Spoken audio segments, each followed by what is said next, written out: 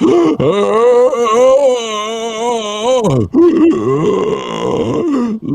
is Dr. Death. Welcome to day number 219. Today we have a special guest, someone from among the living, Ryan Fox. Hello, Ryan. Hello, guys. Welcome to be here. You should call me by my name, Dr. Dr. Death. Dr. Death, I'm excited to be here today. Oh, I'm so glad to be here too. Welcome. Ryan, tell us about yourself. Well, thank you for asking. Are you alive? Are you alive? I am alive. My name is Ryan Fox. I am a signature member of the American Watercolor Society. And today we'll be talking about my release of my DVD, The Innovative Watercolor Portraits, which is a pouring watercolor technique. I think it'll be a lot of fun. You'll learn a little bit today. The video, you're going to learn a ton. Well, I have gone to the depths to find images of your works, and I will show them here. That is lovely. I love the tree. I love dead trees. Oh, that's mystical. I love mystical. That is lovely. Ah, yes, lovely, lovely. What have we here? We have a patriotic, oh my, it's upside down. Ah, a beach scene. Lovely. My son. Oh, this is amazing. Amazing. This looks like Amsterdam. It is. It's wonderful. Oh my goodness. Raleigh. Where is that? That's where I live, Raleigh, North Carolina. That is absolutely beautiful, Ryan. And you're going to do what today? Talking about the DVD and watercolor pouring, the technique I teach in this DVD. This would apply to any sort of subject matter that you work on. It could be portraits, it could be landscapes, it could be cityscapes, which is what I typically paint. So it works for everything. I see. Well, this is exciting. Well, we're going to drop off and make some announcements, and then we will have you return to us among the living. Well, welcome everyone. I am Dr. Death, and today is 219 horrible days on the air on Facebook and YouTube and other such horrible places. Dr. Death here, and I am in my studio painting a very bad painting. But first, before we go on, because this is our special Halloween edition of the program, we must bring you a clip from a recent broadcast called Realism Live. We have a world-famous artist, possibly the most famous artist in the world. And we are going to have a visit with that artist. And so, Peter, watch your monitor because I'm sure you're going to get excited about this. This could be a moment that you'll never forget in your life. All right. Thank you, Peter Trippi. Okay. So as I told Peter, this is tough to get. Sometimes these artists are very hard to get because they're in such high demand, and some of them just don't do as many live appearances anymore. And this is an artist that you all know. It's an artist that you all have paid attention to over the years. Love him or like him, maybe. But one artist that has been very hard to get because he's living in a distant place, a far distant land. As a matter of fact, so far distant that we had to tap into heaven to get this artist. Please, ladies and gentlemen, welcome the incomparable Bob Ross. Well, hello everyone from heaven. Hello, Eric. Thank you for inviting me to Realism Live to be one of your masters. Up here in heaven, there's a lot of masters I've made friends with. For instance, Leonardo, yes, Michelangelo, we're good friends. We hang out, we paint together.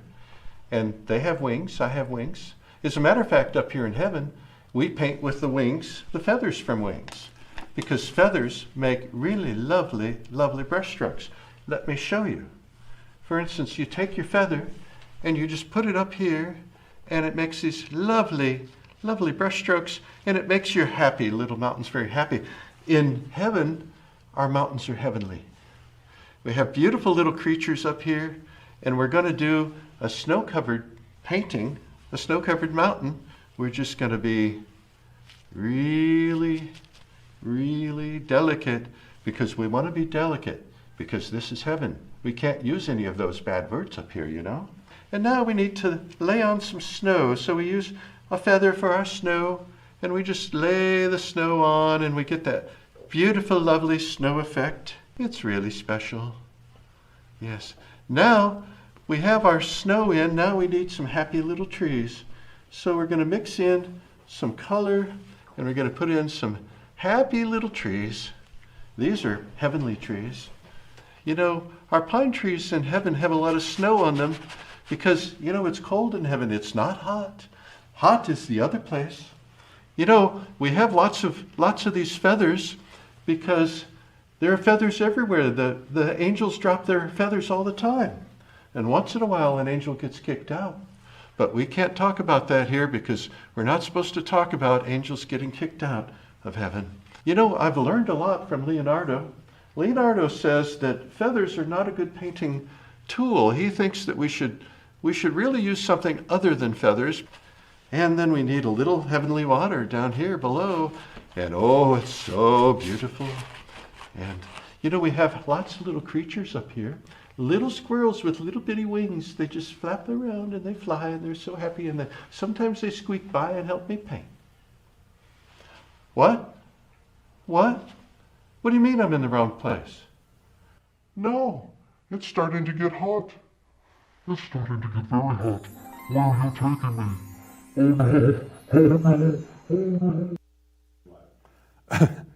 Well, I know all the Bob Ross fans are just going to hate me for that. So my apologies. We're just having a little Halloween fun. Anyway, I hope you enjoyed this very important artist from far, far away lands. You can tell. Oh, by the way, hi, I'm Eric. I am now the host. Dr. Death is my co-host. I'm Eric Rhoads, publisher of Fine Art Connoisseur and Plein Air magazine. That was a clip from Realism Live. Yes, we bring in all the finest artists in the world, including the late Bob Ross, a little parody there. All right, so I'm in my studio in Austin, Texas, and we're having a little fun today. It's Halloween. Tomorrow's Halloween, but I'm not on tomorrow. We're doing 5 days a week now. Today is number 219. And so we have a special guest today, Ryan Fox, who you met in the beginning, and we're going to learn more about him in a minute. But every day at 12 noon, we are here interviewing different artists, interviewing gallery owners or collectors or doing art marketing. We're doing something every day to kind of keep your head in the game, keep you positive and upbeat, have some fun, because we know the world is a crazy place right now, right? Crazy for so many reasons. I think you know those reasons. We don't need to get into them. So anyway, the goal here is to kind of keep you occupied with art, keep you learning and growing and maybe discovering art for the first time. We have people every day who join us from foreign lands. We have people all around the world who are joining in. This is becoming one big family of artists, and we like that a lot. And we, of course, appreciate it when you are willing to share the broadcast, and hope you share the broadcast today because of our special guests. But please know that we're also going to put that Bob Ross segment out on social media, and we want to make that go viral. So when you see it, push it out there. That'll be kind of fun. Anyway, we got a lot going on today, and so let me get into a couple of things. First off, you met Ryan Fox. Ryan's going to be on today at 3 p.m. Eastern, and every day at 3 p.m. we offer a video segment. And that video segment is some of the 500-600 videos that we have produced over the last many, many years. And so Ryan is going to do innovative watercolor portraits today, and you'll learn more about him in a minute. But that's today at 3 p.m. Also, you know, speaking of Realism Live, it's just fun. It was going on this time last week. It was 5 days of incredible moments. Here's Kathy Odom. She was so sweet, was doing a landscape painting. It was really, really fun. This is Aaron Meads, who is teaching beginning drawing. We have, let's see, this is Bill Schneider, William A. Schneider, who was teaching how to do a figure. And this is Jeff Legg, who was teaching a real basic beginner's day, basic on still life. My brain is just fried for a second. So anyway, we have another event coming up, and the next event is in January. It's at the end of January, so you can get through Christmas, recuperate, and it is called Watercolor Live. We have gathered the great masters of watercolor, the best artists in the world, including headlining the great Joseph Zbukvich out of Australia. We have Suni Warren, John Solominian, Andy Evenson, Kinko Tanabe, Gene Peterson, Thomas W. Schaller, Linda Baker, Michael Holter, Mario Robinson, Kim Mitichello, I always get that wrong, Lauren McCracken, Angus McEwen, Dan Marshall, Brenda Swinson, Pablo Rubin, Stephen Yang, and Matthew Bird. And there's more to be added. There will be a beginner's day on the 27th of January, and the 28th through 30th, 3 days of all watercolor. You're going to love it. If you want to spread the word on that, we would appreciate it. It's called Watercolor Live, and you want to get your seats booked before November 30th because you can save $200. Price goes up a little bit every month or so, and so you want to make sure you get in there and get that booked. Also, if you're new to us, welcome. Like I said, people are joining us every single day. Just last week, I talked to someone who discovered us for the first time, didn't know anything about what we do or who we are. Let me just say this. I'm an artist. I love art. I've been painting on and off for about 25 years.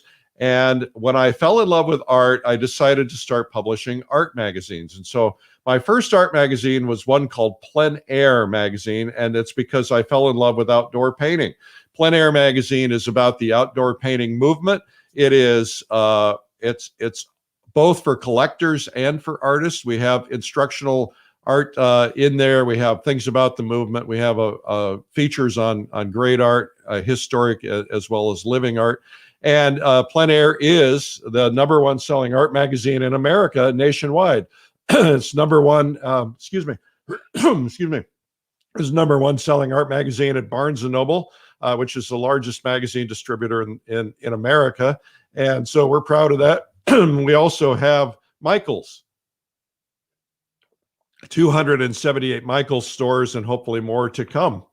And so we publish that magazine. We also publish Fine Art Connoisseur, which is more of an art collector's magazine, but lots and lots of artists get it as well. And we do all kinds of things like books. I teach marketing. I have a marketing book called Make More Money Selling Your Art. We do trips. For instance, we're doing a trip to Russia. This is going to be in September of 2021. We're going into the bigger, beautiful cities to tour and paint, and we're also going to be painting in the small villages. I'll tell you more about that some other time. We do big conventions. For instance, we have the Plein Air Convention coming up in May, assuming we're allowed, and it'll be in Colorado. And we get together for about 5 days, and we have a big giant expo hall with art materials on discount. And we have 4 or 5 stages of people teaching art. We have usually a watercolor stage, pastel stage, and we also teach other things, obviously oil, acrylic, and gouache, etc. And then we go outdoors and paint together every day. And we're going to be doing that throughout Colorado. That's coming up in May, and we have a 100% money back guarantee. In the event that event cannot happen, or we have to reduce the number, that's why you want to get in early, quite frankly, because if you're the earlier registrants, if we have to reduce the number, you're still there. Anyway, the price on that goes up right after Thanksgiving. So get that. You'll save a couple $100 if you get to pleinairconvention.com and go there. We also just do lots of stuff. We do art conferences, we do books, we do videos. We have a library of over 600 videos. And we have for you today, this is something that we've not talked about on the show before. We have a free video. You can get it digitally for free, or you can get by disc if you pay the shipping. It's called Amazing Painting Secrets 97 from World's Best Artists. What we did is we went back through some of our greatest videos, and we took out some very specific tips from those videos, and we put it together in 97 tips. It's about 2 hours of video, and it's worth about $107, and we're offering it to you for free. Just go to 97tips.com to get that, and then you can really get it and enjoy it and learn about it.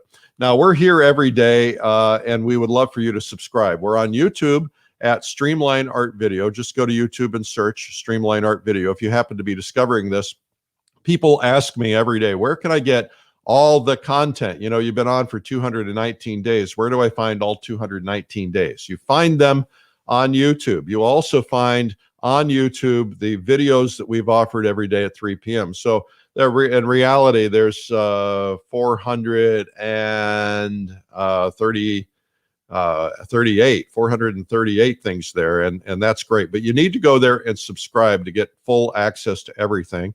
Plus, if we hit 100,000, we're at about 50, 60,000 now. We hit 100,000, we get a plaque. Yay. Anyway, and then, of course, I'm on every day at 12 noon on Facebook or YouTube. Just search Streamline Art Video, and you can find me here. All right. And we're here to have fun. We like to have fun. We like to talk about art, and we just really dig what we do, which is really cool. We love for you also to go into the comments, because in the comments we give away prizes. Today's winner is the winner of the Plein Air apron. Where is it? Oh, it's on my easel. So you can get the winner, Kathleen Hooker, is getting a clean one. Mine has a little paint on it. Kathleen Hooker from Orlando, Florida. You're getting one of these in the mail. So we'll be reaching out to you. Congratulations. Thank you for making comments yesterday. The way to win is to essentially put comments in the comments section, and that helps. We love to know where you're from. If you've never watched before, make sure you do it. If you've watched, that's okay too. You can win prizes, but always try to tell us where you're from. We love to see where in the States, where in Canada, where in Mexico, where in Europe, where in Asia, where in South America. Yesterday we had somebody on from Costa Rica, somebody else from Brazil.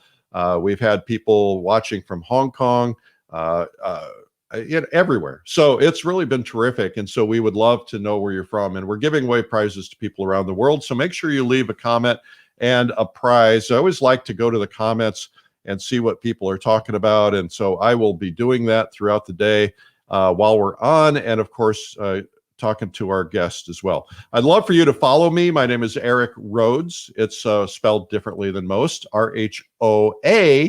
There's no E. Follow me on Instagram and on Facebook. I cannot follow you back on Facebook, but you can follow Eric Rhoads, publisher there. You can follow me on Facebook. I can't follow you back because of their limitations. So you can also go to ericrhoads.com. That's where you'll see a lot of all the stuff that we have. We try to keep it updated, but we do so much new stuff all the time. It's probably not all there. We try to get everything here. This is called streamlinepublishing.com/everything. And that's where you can see all the events, you can get access to all the videos, the products, the TV channel, the newsletters, the websites, the painting retreats, the magazines, the art competitions, and so much more. And I see there that there's one art competition that's not even on there. See, we have to update this stuff. Anyway, and I have a video for those of you who want to learn painting. I have a video. It's called The Easiest Way in the World to Learn Painting, even if you have no talent. And it's called, and it's on the website. It's at paintbynote.com. And there are also free lessons at paintbynote.com. So if you want to start out for free, you can do that. And that way you can learn. And the whole essence of that is it's in music. If you learn 5 or 6 notes, you learn A, B, C, D, E, F, G, A, actually C, D, E, whatever it is. I think you start with C. Anyway, I'm obviously not a great musician.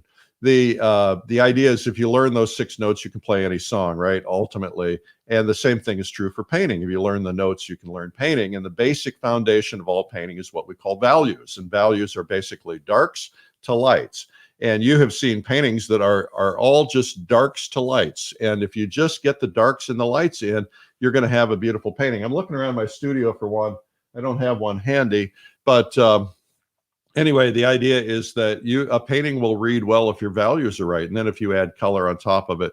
I'm working on a painting here, and you can see that there's darks and lights, but I started that with just a brown undertone. If you look at the sticks and the tree, you'll see that was just all black and white. Well, the whole painting was just brown and white. The whole painting was brown and white before a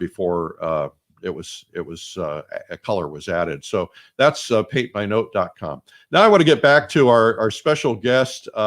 No, we did not add Ryan Fox because it's Halloween. No, he's not wearing a mask. But we wanted to bring Ryan on because Ryan holds a unique skill. He's a very brave man, and he's brave for being on with Dr. Death, but he's also brave because he innovates all the time. And one of the things that I think is really important for all of us is to try new things, to innovate, to push ourselves out of our comfort zones, and to do things that we're not used to doing. And I want to just show you real quickly a couple of things that Ryan did. Now, I know Dr. Death showed him, but first off, Ryan just does some beautiful work, and he does it with very unique materials, different ways of using watercolor, and he gets these incredible effects that way. And he's going to talk to us about that. I just think that's stunning. And I think this is stunning. And so he's going to talk about those effects today. Also, Ryan has a really terrific video out, and it's called Innovative Watercolor Portraits, but he also shows a lot of his innovative ways of painting in that new release. And so, Ryan, welcome. Thanks, Eric. It's glad to be here.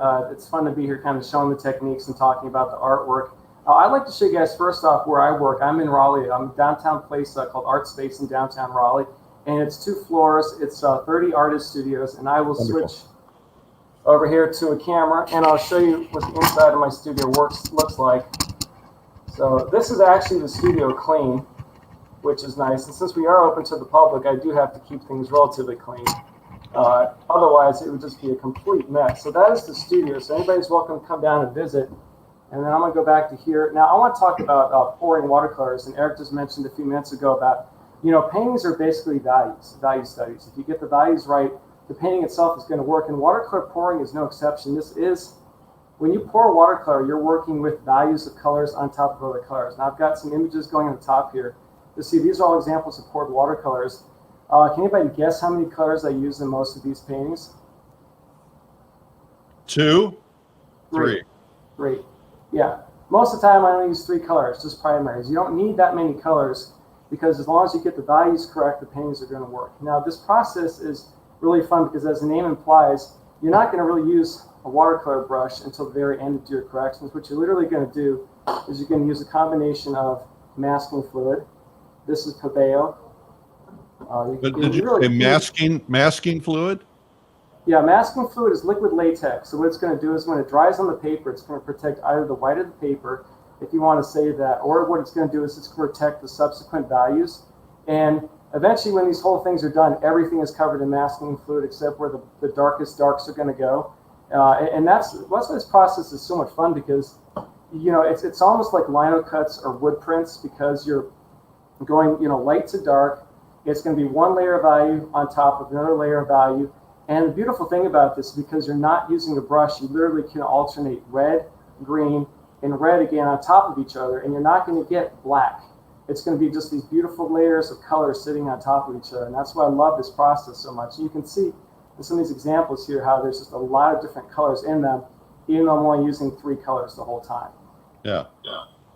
And that's really all you need is just, masking fluid, your colors mixed up in bottles. I emulsify them and mix them up into bottles. Spray bottles, of course, and lots of paper towel. I should really invest some money in Bounty because that's where I seem to spend all my money. Bounty and Daniel Smith. I give them those guys all my cash. So let's talk about an image here. This is a painting of the Eiffel Tower in Paris, of course, and I've got it in the upper left-hand corner here. But this painting is a poured watercolor. The only time I ever used a brush was at the very, very beginning. I went in with a dark staining color, sepia. I painted in the Eiffel Tower in a mid-value dark, and then I did these birds are black. And then I literally just took one color at a time. Aurelian, for example. I got the surface wet, and then I sprayed yellow over the whole thing, spread it out with the spray bottle so I didn't get any hard edges, dried it, and then I did red, dried that, then I did blue, and then dried that. All right, This I've got a painting- question for you. Yeah. How do you pour watercolor? I mean, do you buy it in liquid form? No, you just put some water into the bottles, and then put your color in, and then just shake the heck out of it. Make sure you emulsify it. So you can get these at art supply stores. These are the small bottles. I also have the larger ones for when I'm working on bigger paintings. And yeah, you just emulsify it and shake it up a lot. And then you put that into a sprayer. Well, no, I literally just use these bottles. I'm gonna demonstrate here in a second to show you how. Oh, you you are? this. Okay, good. Yeah, yes, we're gonna get it wet. But this painting here is about 90 plus layers of color. It took me, I think, almost 2 months to complete this because I would do 3 or 4 layers a day, only using 3 colors. There is so much blue in this, but I'll hold it up to the camera. What happens when you're pouring watercolor is because you're not using a brush, you get the most beautiful transparency of layers, and it starts to build up on top of each other. If you use a brush, what's going to happen is you're going to start to lift off all these other colors, and it just makes a mess. But because everything is drying on top of everything else, you can make the colors function as opaques if you want them, which is what I did here to make these birds so they're not black. And it really does create this wonderful sense of atmosphere. When I'm doing watercolor pours, sometimes I'll do the sky as a pour, then I'll finish the rest of the painting with this traditional watercolor techniques, using a brush, for example. But other times, I just pour the colors on top. There was no masking fluid on this. This is just yellow, red, blue, more yellow, 1 layer at a time, very, very slowly. And that's what I want to show for my first demo here. I'll put this aside. And this is, if anybody's familiar with the Mayan ruins in Tikal, and I'm going to switch my cameras here. And this, if you like Star Wars Episode 4, you'll see this scene when they take off to go blow up the Death Star. And then, that was, the still was shot in Tikal. But my idea with this painting is I was looking at it, and you have this strong, Mayan temple here. And what I wanted to do was try to get the effect of atmospheric haze and fog of the sun coming up over the jungle. So what I did is I painted this temple in almost pure black. It was very, very dark. Then after that was dried, what I did is I started just dumping these colors on top in the watercolor pouring technique, using 1 color at a time. And you can see this effect, how it starts to build up just this wonderful effect of atmosphere and atmospheric haze. And this one I could keep going on and on. I could do 30, 40 layers of this. Now, what I'm gonna do first off is, the important thing with this process is you have to use your spray bottle. Now, if you put straight color on paper, the color is going to start soaking into the paper too quickly. So what you want to do first off is you want to take your spray bottle and you want to wet the whole surface. Now, this has a tendency to freak people out because they think, oh no, what's going to happen? If I get the whole surface wet, they're going to think that all the color is going to come off. That's not the case though, because if you turn this sideways, there's just trace amounts of color that are running off here. This isn't going to ruin your painting. So get enough water on it. Take your bottle, and if anybody's curious about colors, this is Daniel Smith's Buff Titanium. I'm not sure if I can focus well enough, but this is Buff Titanium, which has a lot of titanium white in it. And then, so the surface is wet, so now the color is going to move around quite a bit.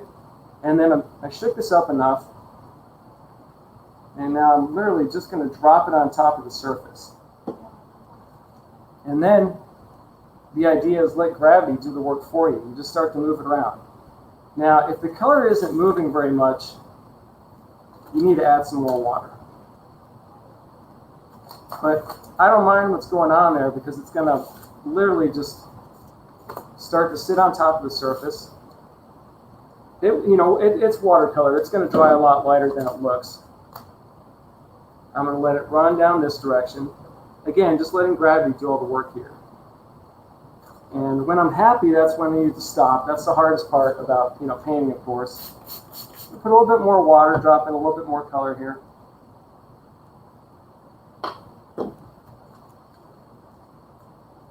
And this, of course, is just 1 color at a time.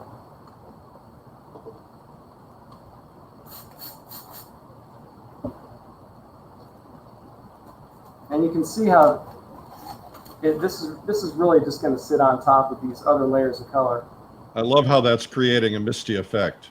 Isn't it fun? Yeah, anything with white in it creates a wonderful fog effect. One of my favorite colors of all time is Winsor Newton's cerulean blue. And I've learned from different people that, sometimes the manufacturers put certain pigments into the paints and they don't necessarily tell you. Winsor Newton's cerulean blue definitely has titanium in the tube. They don't list that on the tube though, but that's the reason why that color is so much more expensive than anybody else's cerulean blue. So do you see how much this is already starting to get the effect of fog sitting on here? Yeah, we have some. I want to ask you a question because some people said it looks like you're painting on a plastic sleeve. I think the plastic is just surrounding your paper. Is that right? It is, yeah. I had these dirty boards which I didn't want to use, so I just put freezer paper on top of this and slap the painting, on top of freezer paper so you can actually see it. But yeah, usually I've got these gator boards which are just nasty, and I didn't want you guys to see that. You can't put paper towels underneath it, which is what I generally do, because at some point in time I'm going to have to clean up all this mess I just made. But that's the first layer. So these paintings are just one layer at a time. Make sure you dry it completely with a hairdryer. Now, when you dry these guys, you can dry wet paint with a hairdryer. The thing you don't want to do is, if you're using masking fluid, don't dry masking fluid with a hairdryer. What you're going to do is you're going to gum it to the paper. You're never going to get it out again. So wet paint can be dried with a hairdryer. Masking fluid cannot be dried with a hairdryer. So let me just kind of clean this up a little bit.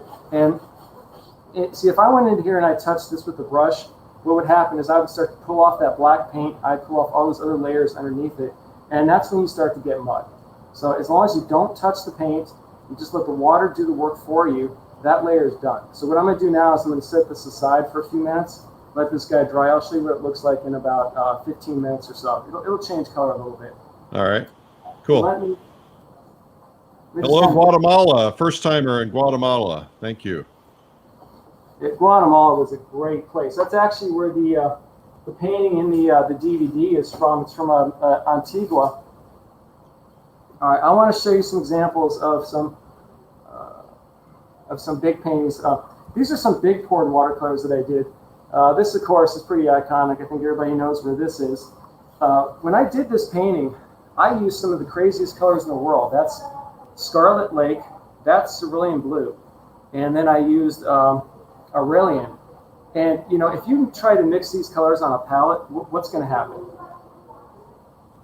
You've got a red and a blue, you've got the cerulean blue, you've got this red. You're just going to make complete mud. But because of this the transparency of this process, I poured yellow first. I masked off the whole sky with masking fluid. And one thing I didn't mention yet. Hey, we lost him. Well, I hope he can hear me because he just disappeared. And hopefully he'll come back in. So I'm going to have to stall for a minute. I'm sorry, didn't have to expect to do that. But hopefully Ryan will figure out that he dropped off and maybe his computer went to sleep or something. So let me show you, while we're waiting for Ryan, let me just show you that some of the people who are going to be on. Oh, here he comes. He's coming back.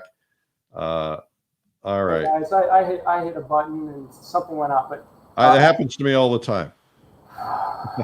All right. Went through the roof. Okay. Okay. So I'm sorry. So as I was saying before, when you're using masking fluid, you don't want to use your expensive brushes because masking fluid is liquid latex. It's plastic. If you put plastic into your really good brushes, what do you think is going to happen? They're going to get destroyed really quickly. So when you're using masking fluid, get cheap brushes. This is I get a bunch of these from Cheap Joe's. They're called the Ugly Brush, and with 2 G's, and they've, even the spelling is ugly, but I get like 40 of these at once per year, and this is what I use for masking fluid. So all right. I'm going to go back to the big painting I was working on here. And, so you mask off areas. This one didn't have any pure white in this painting, so the first thing I did on this painting is I just covered it with my colors. When it was dry, I put masking fluid in the sky. And then I just continue to build up. I go from light to dark, and at the very end, you peel it off And You're hopefully- confusing me, so I just want to ask you a question. You said you put masking field masking in the sky, so you basically drew the outline of the silhouette of the city, and then everything in the sky was masked. But did you have the yellow down already before you put that masking fluid in? I did. Okay. So there's no pure white in this painting of the actual paper itself. So what I did is I covered everything with my first values of color using 3 colors. And then when it was 100% dry, then I masked off that area, protected that, and then I poured darker colors on top. And I'm going to show you another painting here. This is another city of Raleigh. You know, since I live in Raleigh, you know, Raleigh city scenes are pretty popular. So this is from South Saunders Street. This painting, I applied masking fluid first to the white of the paper, and then I poured my 3 colors. And then when that was dry, then I preserved the next lightest values.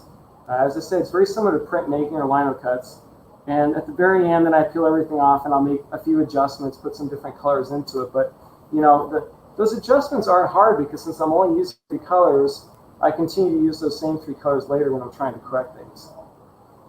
And here was the painting that we showed a little bit earlier of Amsterdam.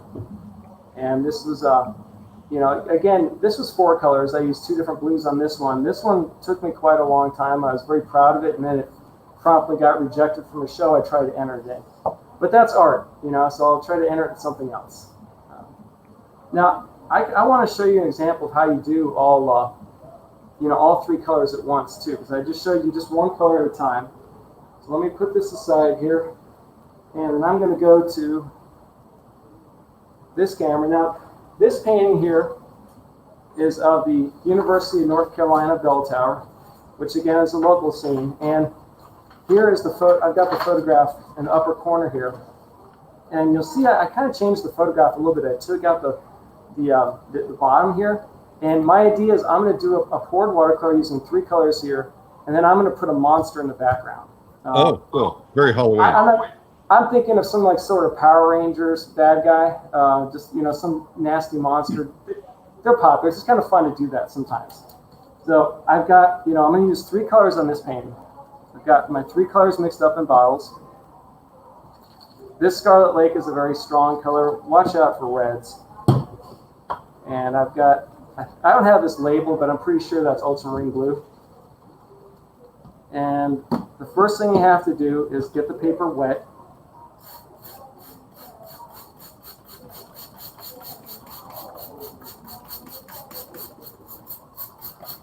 This is, you want to use a big enough spray bottle because if you're trying to get the whole surface wet and you're trying to use one of those tiny little ones, it's going to take you forever to do that.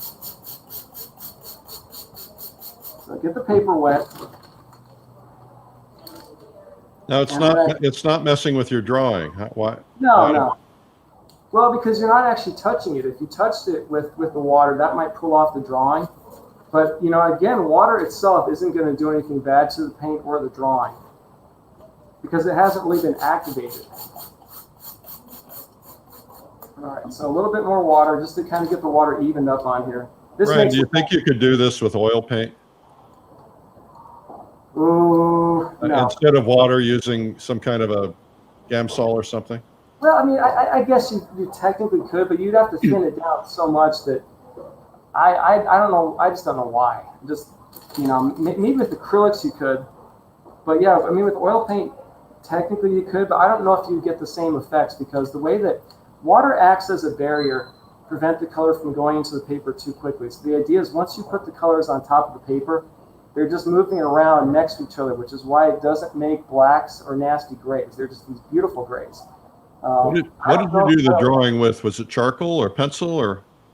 This was just a light pencil. I think it was like a 2H or something. And I just do very simple drawings to start with because as you start to block in these details, you don't necessarily need a super detailed drawing. And if you do a very detailed drawing, what has a tendency to happen later is that you just lose all of the pencil lines. Once you get those different values and the darkness in there, you just lose all that. So instead of spending 8 hours drawing it, put the big areas in, put your color in, and then go back to it later because you'll have everything masked off, and you don't need all that information. And you screw up all the time in this process. I'll mask wrong areas off, and that's okay because it just ends up looking more, I'll call it more artistic later, but I really just messed up. So let me go back to this one here. All right, so the whole paper is wet. It's just sitting there and soaking. And now we got to add some color. This is what makes the type A people absolutely go crazy. Oh, good. Because there's no rhyme or reason really to what I'm doing here. It's just a little If you're bit of type this. A and this drives you crazy, put it in the comments. Yeah. A little bit of this, a little bit of that. This is how I cook, which is why my kids don't eat my food. All right, so I started with yellow. Ooh, a little bit of red.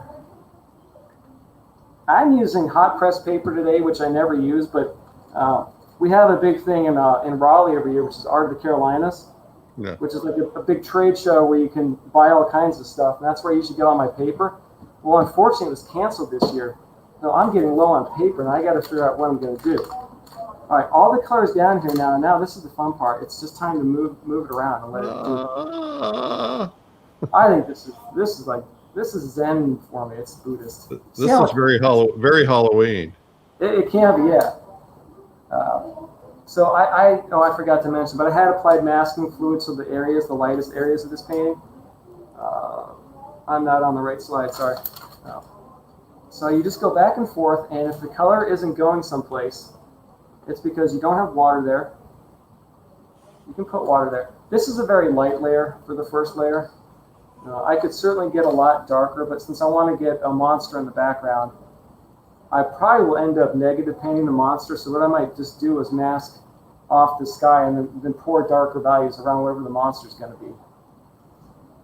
And I did one time do a painting with Godzilla in it, but of course you can't call it Godzilla because you'll get sued by whoever owns Godzilla.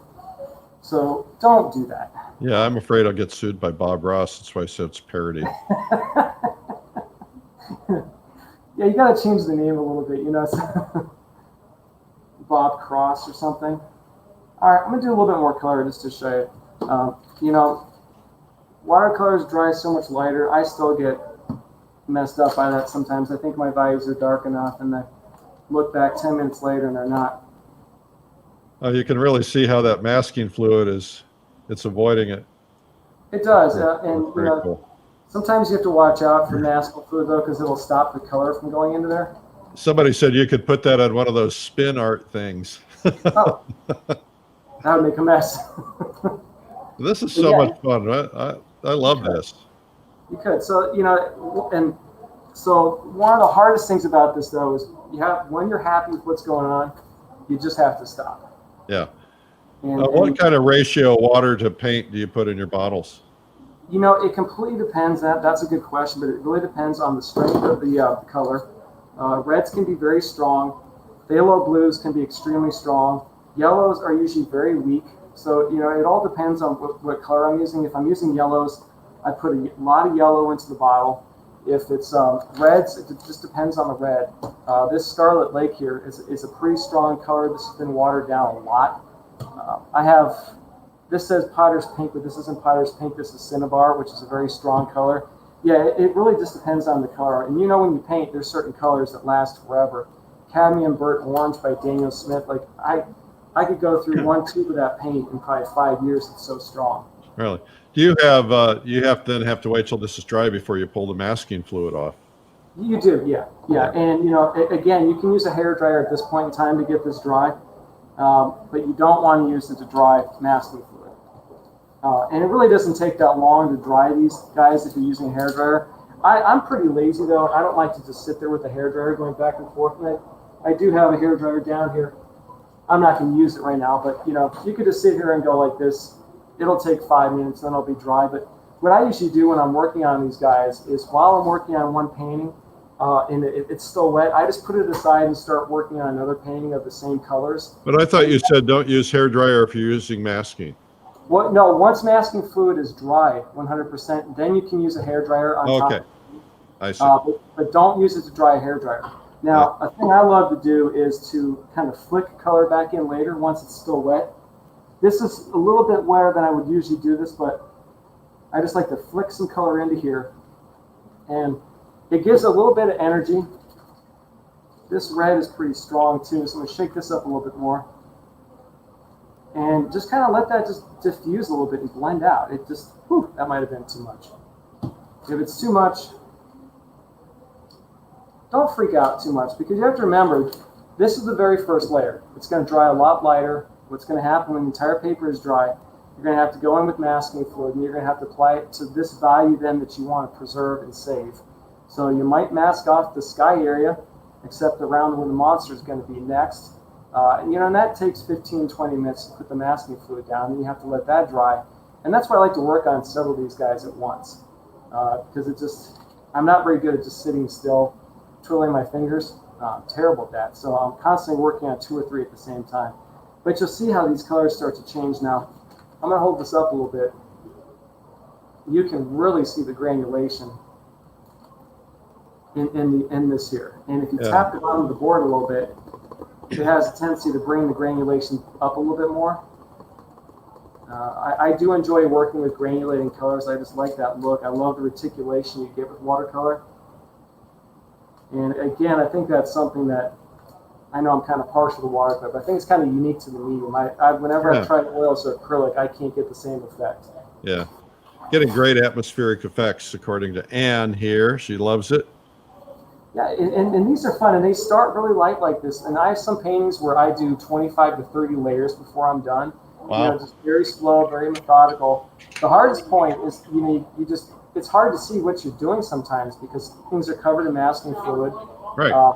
Once I'm done with this first base layer, sometimes all I have to do though is just do one color after it. So I might just do a blue layer next to this side because all the beautiful here already. I mean, I have to put more in. Sometimes I don't, and then you can do whatever you want. Like, you're the artist. Now, while this is still soaking wet, what I'm going to do is I'm going to push this aside for a second. And will you lay that flat, or will you lay it slightly tilted when you put it aside? No, I mean, if I tilt it, you can see it's going to run. Yeah. So I usually just lay this as flat as I can. And this is when you find out whether or not your tables are flat in your kitchen or your house or whatever. My kitchen table isn't completely flat because everything goes to the bottom right-hand side of it. Yeah, find out that. So let me put this aside for a second. And then I'm pulling this one back out again. Now, you see how much lighter this dried? Yeah. And it's not even really that. Oops, wrong slide. It's not even that dark anymore. The thing is, you can build these up very, very slowly. But the second you take a brush and you put a brush on this, you lose that whole effect. You pull off the colors, you start to blend the colors on the paper, and if you're trying to blend this white and that black together, you're just going to get a nasty, nasty mix. So, and you can still see how wet this is. I hold it up, you can see the shininess of it. So, a hairdryer would get that done in about 5 minutes, but this literally, on a scale of a 1 to 10, with 10 being the absolute black, this ruin was about an 8, and now it's already probably about a 6 or so. So you can really knock this back and make it just float back in the distance with this technique. So guys, Ryan will come into the comments tonight and answer your questions. I can't ask all of them, and he'll also post the finished paintings in the comments. All right. Yeah, I see some of the questions people are asking now about weight of paper. I like to use 300-pound paper when I work on these guys. 300-pound paper, stays wet so much longer. It gives you a lot longer to work with, moving things around, playing with it a little bit. If you really hate what you did, you literally can knock off most of the color. Just hit it with a spray bottle. As long as you put water there first, the colors are going to literally just be floating on top of the surface. So if the water goes first, put the color second, it just kind of sits there, and it gives you a lot of time to move things around. If you don't get water first, it soaks in too quickly. Okay. So 300-pound paper stays wet a lot longer, gives you a lot more time to work on it. 140-pound paper works too. It does have a tendency to buckle a little bit. You got to watch out for those valleys and ridges where all that water wants to start collecting. So if you're working on 140-pound paper, just kind of keep moving it around. Keep the water equal. Try to get rid of those ridges and valleys. But if you can't afford 300-pound paper, I do recommend it. But one thing that I definitely have to say before you start working on these guys and you spend hours and days is to, I had this happen once. You've got to test masking fluid on the paper. So what you simply do is just put down some masking fluid, let it dry 100%, and then peel it off. As long as you can peel it off the top of the paper and it doesn't stain the paper, you'll be okay. But there was one time I had a really big painting of the the San Francisco Harbor, and I started to tear off the masking fluid, and it tore off the top of the paper. I said a lot of words that day that I cannot repeat ever to a camera whatsoever, but that big 22 by 30 painting became like an 11-inch by 20-inch. I was very upset. So, do test out the masking fluid beforehand. And masking fluid does have a shelf life. It only lasts about 6 or 7 months. So if it's been sitting in your studio for 2 years, it's probably not going to be any good anymore. Especially this stuff, Incredible White Mask. Sorry, this is hard with the camera. After about 6 months, this stuff goes bad. Okay. So what you've got about 4 minutes left. Are we going to peel anything off of that mask, or what's going to happen here? Well, I can't peel this off right now because it's still wet. The only place I put maybe it could I might be able to fudge it. All right, hold on just a quick second. This paper's still pretty darn wet. The only place I put masking fluid on this entire painting was here where the sun is. And let me see if I can get this off without damaging this. I don't want to ruin it. We'll probably be okay. But that's how it's done. You just kind of pull it off with your finger. Yeah. So you see look at that. I just have to be gentle with it. So there is your bright white sky. Now, one of the downsides to when you're pouring masking fluid is because the masking fluid. All right, you're not pouring masking fluid, sorry, but when you put masking fluid down, it forms a hard edge, and that's one of just the unique looks about this. Now, if you want to get rid of that hard edge later, once everything's dry, you could go back in later and take a brush and kind of diffuse that edge a little bit. You could knock it back. But see, this already has such a beautiful glow. I don't necessarily have to do 40 different layers. I'm going to, because that's the effect I want to get. But even after only 4 layers, I think this already has a beautiful glow to it. And you can see how this color is just literally sitting on top of that black. It's not making mud. I became a much better painter when I learned this process, because it made me think about, as I said earlier, what water does or doesn't do to the color, and the different ways to mix colors. You can mix colors on paper, and you get a completely different result than if you mix them on a palette. And once I learned that, I became a much better painter with this. I'll go back. All right. Terrific. So we only had technical difficulty today. That's not bad. Oh, yeah. I don't know what I did. I hit a button and everything just disappeared. I'm like, ah! Very nice, Ryan. So yeah, if anybody has any questions, I'll be back on again at 3 o'clock. I'll be answering questions in the Facebook chat box. I see there's probably a lot of questions right here, but I can't go through those right now. We're almost done with time here. All right. Well, Ryan, thank you so much for being on with us today, and we'll see you at 3 o'clock today on YouTube and Facebook Live as well. Okay. Well, thank you so much, guys. That was awesome. I think you blew everybody away. Well, thank you. It was fun. Yeah, it was fun. All right. Happy Halloween. Well. We are it's Halloween time. This is our official Halloween show because I'm not on tomorrow. Ryan will be on today at 3 p.m. doing innovative watercolor portraits, and that is at 3 p.m. on YouTube and Facebook. Just search Streamline Art Video.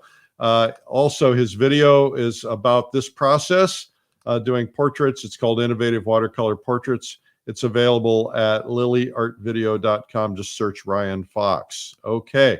Well, we are having fun here, and we are appreciative of you guys tuning in. I want to remind you of a couple of things. First off, we have a 2-hour video. It's a $107 value. It's got 97 tips on video, painting tips from great artists, and it's yours for free. Just go to 97tips.com so that you can get that. Want to remind you guys that we have Watercolor Live, which is a international event, probably the largest watercolor event in the history of watercolor. Our Realism event was the largest Realism event. Our Plein Air event was the largest Plein Air event. And we've already, we've already got 400 people signed up. So we have the world's greatest watercolor artist on that event. And so you want to make sure, and we don't have them all on here. We don't have them all booked yet, but you want to make sure that you sign up before the 30th of November to save $200. Also, before the end of the month, I think before Black Friday, you want to sign up for the Plein Air convention because the price goes up in the Plein Air convention as well. Last but not least, the $30,000 Plein Air Salon art competition. The last monthly competition is on Halloween, so you want to get your entry in. I want to show you, we have some new pictures. These were taken yesterday. Dave Santiani's with his big check. He just won the $15,000 grand prize. We did a virtual awards the other day, and we had Dave on the other day. We showed the video of him winning, which was pretty cool. And here's a wonderful picture of Dave and his wife and his daughter. And what a wonderful family picture that is. And so anyway, that could be you. You could win the $15,000 check, or you could win other prizes. And so go to pleinairsalon.com and sign up. Well, I hope you enjoyed Bob Ross. I'm going to put him out there virtually. We're going to put him out on social media for Halloween and pass it on. And just remember, it's parody, so it's not, hopefully it's okay. Anyway, I think that's all I got today. What can I say? Have a really terrific day. Remember to keep your head in the game. Stay positive, stay upbeat, do something fun for yourself. As this election time amplifies, everybody's trying to get you to just freak out, right? Your world is going to end. The world's going to come to an end if whoever doesn't get in. And so just know that you need to stay in a happy place at all times, because I know a lot of people are just sitting around and they're just like ruminating about what's going to happen. And first off, you and I don't have anything to gripe about if we don't vote. So get out and vote. Get out if you got early voting, just get it done. But anyway, don't let it get to you. Stay positive and upbeat. As I said yesterday, we are the creators of the world, and we didn't create the world. I'm not saying that, but we are creators, and we create art to help other people get through their lives and to inspire them and to help them. And so what we do is important. So we need to protect you. And that's why I want you to keep your head in the game. Don't doom scroll, stay off of social media, and negativity. Don't become negative. Just be positive, be loving. This world should be all about love and being positive and then being upbeat, and just be there for other people. If they see you ruminating, they're going to ruminate. And so, it's important for our families. I'm really upbeat around my family, and, it's very easy for them to get concerned about all the things going on with COVID and everything else. And you just want to be happy all the time. Be happy. Just be happy. There's reasons to be unhappy, but happy people are happy no matter what. So be happy. You can do it. All right. Thank you guys for watching. Thank you to Dr. Death here for participating. You're welcome. It's like an easel brush clip. He's hanging onto my finger.